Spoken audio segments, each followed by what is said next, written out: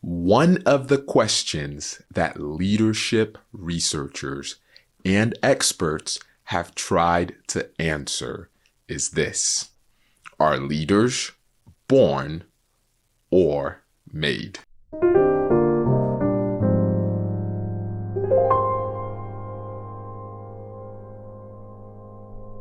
Welcome to the BE&DO podcast.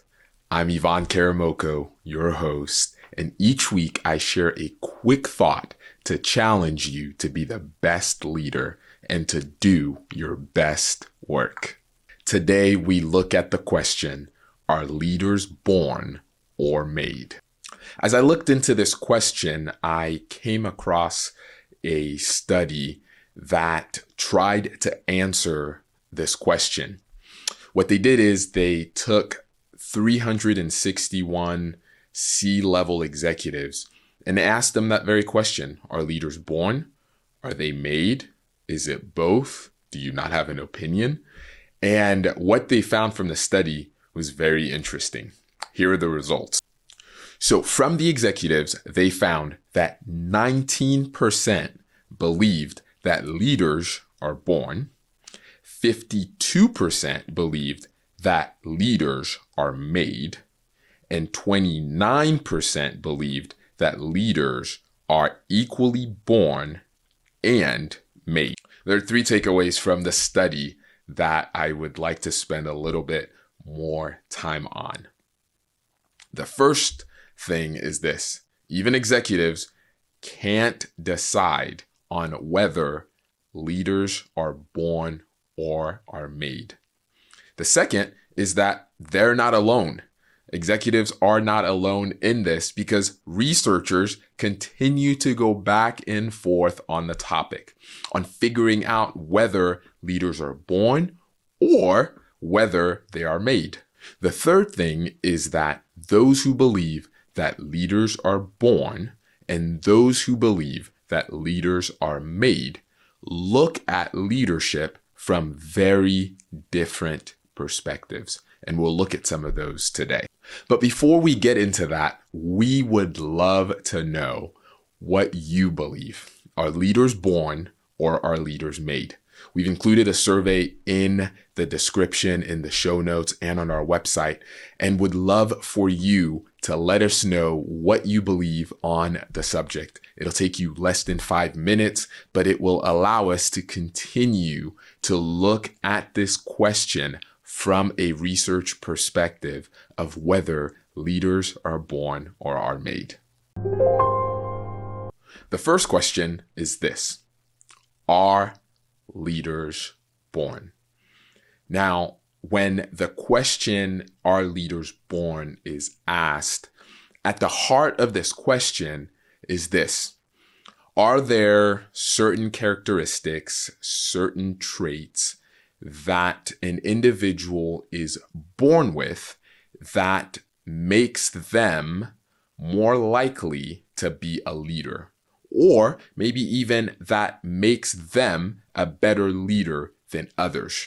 Those who believe that leaders are born believe that leadership is predetermined and predestined, that certain individuals will step into leadership simply because of genes that they inherited. And this thought that leaders are born really began with early leadership research and theories like the great man theory. Historian Thomas Carlyle, who had an incredible impact and great influence on this theory of leadership, stated this: the history of the world is but the biography of great men. Men like Dr. Martin Luther King, Mahatma Gandhi, and Abraham Lincoln were often cited as examples to support this theory that leaders are born. And as the research around the topic continues, one distinction about those who believe that leaders are born is this: they believe that there are traits that make someone a leader. They look at leadership from this perspective of traits, and traits that are often traits that an individual is born with. Are leaders made? At the heart of this question is this: is it possible that anyone can be a leader? And as I think about this aspect of the question, I'm reminded of the great psychology debate of nature versus nurture, where we look at certain skills and abilities being innate versus certain skills and abilities being nurtured. A quote from this perspective that I found interesting was from Warren G. Bennis, who said, "The most dangerous leadership myth is that leaders are born, that there's a genetic factor to leadership.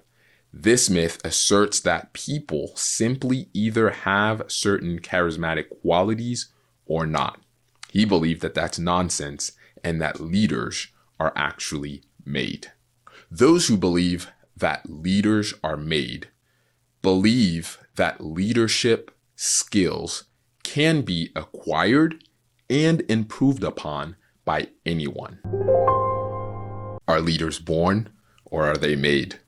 We'll get back to that question in just a little bit, but I'd like to look at Malala's story as we consider whether leaders are born or are made.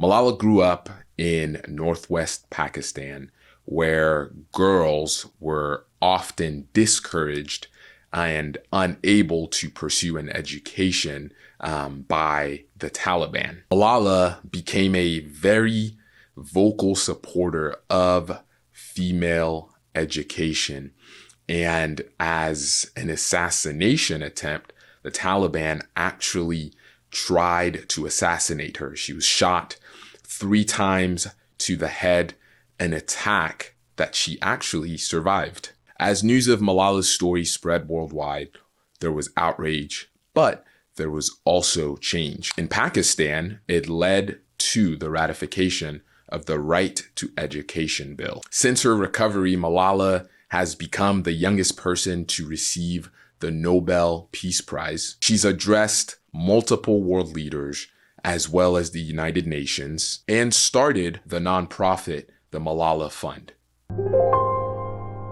From Malala's story and countless of other stories, including my own, I've actually come to this conclusion: that leaders are born and leaders are made. Now, I don't mean those in the traditional sense of leaders are born and leaders are made. Let me explain to you what I mean by leaders are born and leaders are made. Leaders are born. I don't know about you, but I've actually never heard of a leader or seen a leader or been around a leader that wasn't first born. One must first be born in order to lead. And I know that's a silly way to approach it, but I don't mean leaders are born from the perspective that there are innate talents and abilities that they have and that only they possess, and that allows them to lead more than someone else.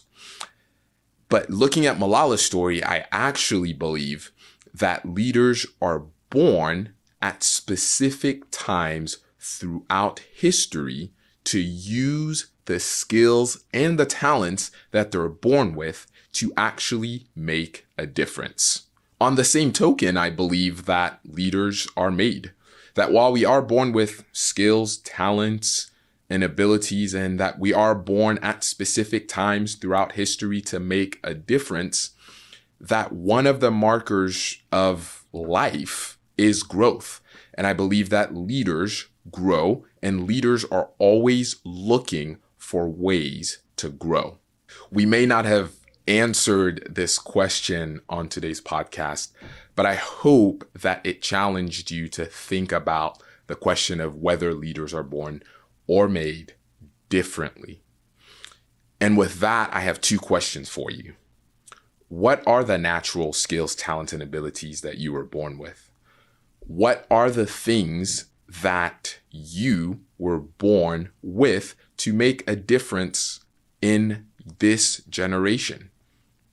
And the second question is this: how are you growing in your abilities to be a leader worth following?